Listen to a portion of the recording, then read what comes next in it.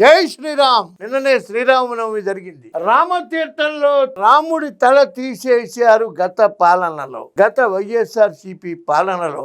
ఆ గుడిని అభివృద్ధి చేద్దాం, మళ్ళీ పునర్నిర్మిద్దాం అనే ఆలోచన కూడా లేదు వాళ్ళకి. కానీ ఇదే కూటమి ప్రభుత్వంలో అదే రామతీర్థంలో 3.7 కిలోమీటర్ల గిరి ప్రదక్షిణ కూడా జరిగింది. ఒక్కసారి జై శ్రీరామ్ అనేటువంటి నినాదాన్ని వినండి.